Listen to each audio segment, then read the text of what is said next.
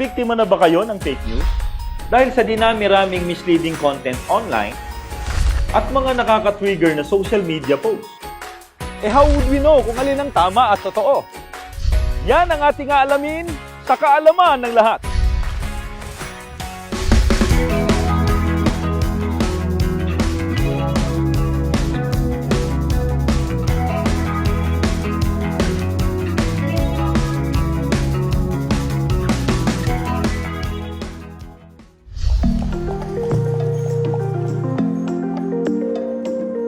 Welcome to the capital of the Philippines.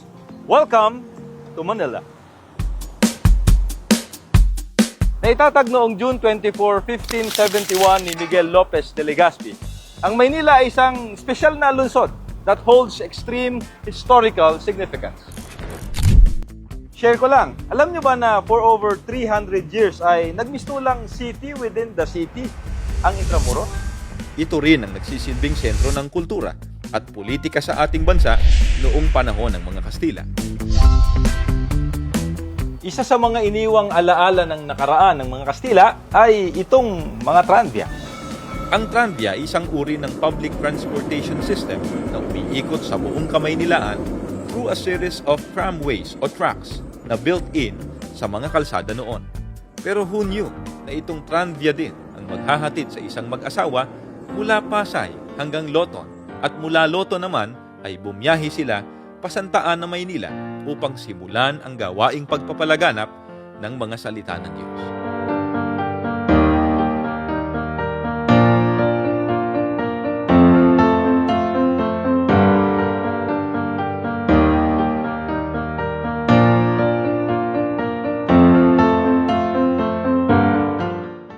At dinala nga kami ng aming paglalakbay dito sa panganay na lokal ng Iglesia ni Cristo, ang lokal ng Punta Santa Ana.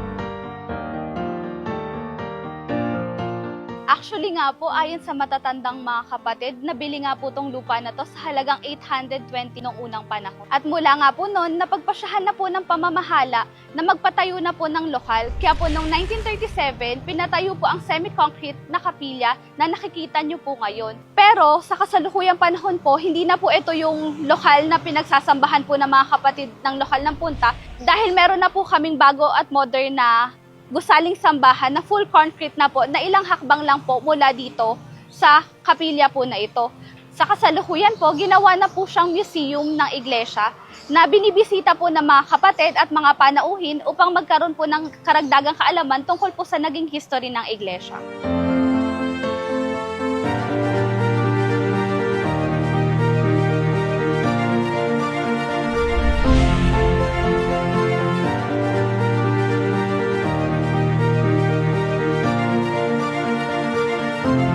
Pero hindi dito natapos ang gawain ng kapatid na Felix Manalo. Dahil mula sa humble beginnings nito, dito sa Maynila, at patuloy pang lumaganap ang Iglesia ni Cristo hanggang sa makarating dito sa Pampanga. Share ko lang po sa inyo. Alam niyo ba na ang Pampanga ang unang probinsya na naitatag noong panahon ng Espanyol? Isa rin ang Pampanga sa 8 rays of the sun, represented sa ating watawat. Ganon siya ka-espesyal. At noong 1918 ay umabot na mula Maynila hanggang Central Luzon ang kanyang pangangaral. At dahil dito ay naitatag ang kauna-unahang distrito o dibisyon ng Iglesia ni Cristo dito sa Pampanga. At nandito naman po tayo ngayon sa lokal ng San Fernando kung saan matatagpuan ang District Office ng Pampanga East. Sasamahan tayo ng ating kaibigan at i-share niya sa atin kung paano nagsimula ang gawaing pagpapalaganap ng Iglesia ni Cristo dito sa Pampanga. Ang isa po sa mga unang lokal dito sa Pampanga ay ang lokal po ng Santo Tomas. At mula po roon ay dumami na rin po ang mga lokal na natatag dito sa Pampanga. Hanggang sa noong January 18, 1924 ay ipinasya po na matatag na ang dibisyon ng Pampanga. Noon po kasi ang tawag po ay dibisyon, hindi pa po distrito.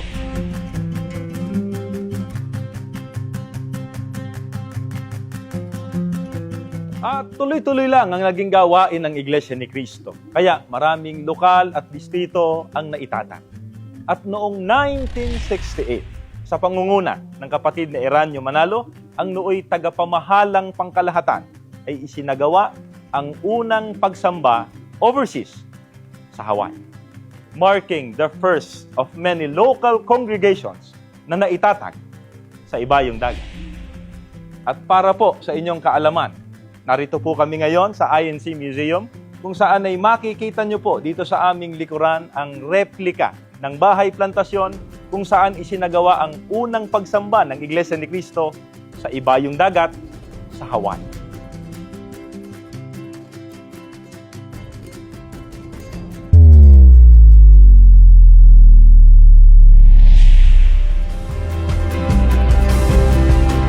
And the rest is history, and still making history.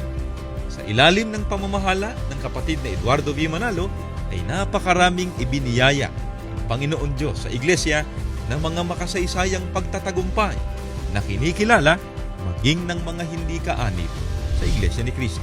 Pero nagtataka ang iba kung bakit patuloy daw na nag-e-effort ang mga kaanib sa Iglesia ni Cristo na ipalaganap o i-share ang kanilang pananampalataya.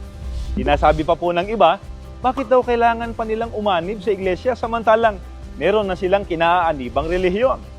Ano nga bang layunin kung bakit ipinalalaganap ng mga kaanib sa Iglesia ni Cristo ang kanilang pananampalataya? Para lang ba magparami ng miyembro? Yan ang ating aalamin sa kaalaman ng lahat. Magandang araw sa inyo mga kaibigan at happy 111th anniversary sa lahat ng mga kaanib sa loob ng Iglesia ni Cristo. Mga kaibigan, marahil po ay nagtataka kayo. Bakit sa loob ng 111 taon ay hindi po tumitigil o napapagod ang Iglesia ni Cristo sa pag-e-effort po na maipalaganap o ma-share ang aming pananampalataya? Baka sumasagi sa isip nyo, bakit ini-invite pa ako ng mga kaanib sa Iglesia ni Cristo?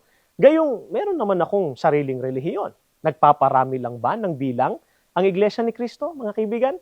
Para po sa kaalaman ng lahat, ang ginagawa po namin ay katulad po ng ginawa ng mga apostol at ng mga unang Kristiyano noon. Pakinggan po ninyo at ito po ang nakasulat. Dito po sa Efeso 3:6, mula po sa Saling The Living Bible, ay ganito po ang ating mapapakinggan. And this is the secret, that the Gentiles will have their full share with the Jews in all the riches inherited by God's sons. Both are invited to belong to His church, and all of God's promises of mighty blessings through Christ apply to them both when they accept the good news about Christ and what He has done for them. Mga kaibigan, napansin po ba ninyo, sa iglesia o church, doon po in-invite o inakit na umanib ang mga tao para maging tagapagmana ng mga pangako ng ating Panginoong Diyos. Ngayon, alin po yung church o iglesia na binabanggit doon? Na doon po in-invite ang mga Hudyo at ang mga Hentil. Ganito naman ang ating mababasa dyan pa rin sa Efeso 3:6. Dito naman po sa Saling The Last Days Bible ay ganito po ang ating mababasa. The truth now revealed is that the Gentiles can be fellow heirs of God with Israel. They're eligible to be united in the same body, Christ's church. They can all now receive all the blessings God promises in the great news about Christ. Mga kaibigan, alin po yung church o iglesia na doon po in-invite noon ang mga Hudyo at ang mga Hentil? Yan po ang Christ's church o ang iglesia ni Cristo. Meron pong dalawang punto ang nais po namin na mapansin ninyo mga kaibigan. Una sa lahat, hindi po isang bagong bagay. Hindi po naisipan lang ng mga ministro ng Iglesia ni Cristo na ang mga tao ay akitin o anyayahan sa Iglesia ni Cristo. Pangalawa, yung napakahalagang dahilan kung bakit po sinikap ng mga apostol na dalhin o akitin ng tao sa Iglesia.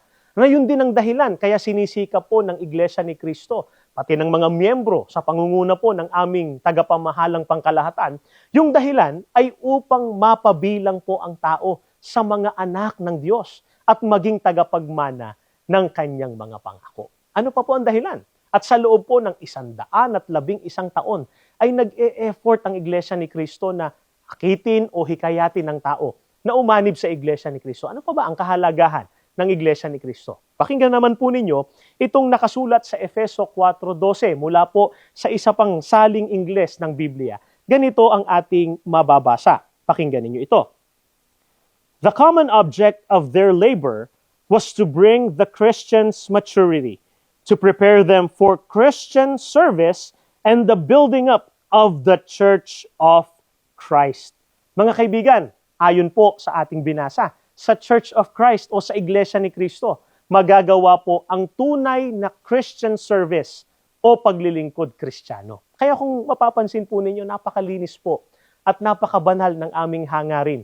Kaya po sa loob ng napakahabang panahon ay patuloy na nag-aanyaya sa inyo ang mga kaanib sa Iglesia ni Cristo. Hindi po para magparami lang ng miyembro, ha? Hindi po para magparami lang ng bilang ng kaanib, kundi upang makasama po namin ang bawat isa sa inyo sa tunay na makakristyanong paglilingkod na ikapagtatamo po ng kaligtasan. Ano katunayan yan? Saan po ba idinaragdag ng ating Panginoong Diyos ang mga maliligtas? Pakinggan naman po ninyo itong nakasulat sa Gawa 2:47 mula po sa saling King James Version. Ganito ang ating mababasa.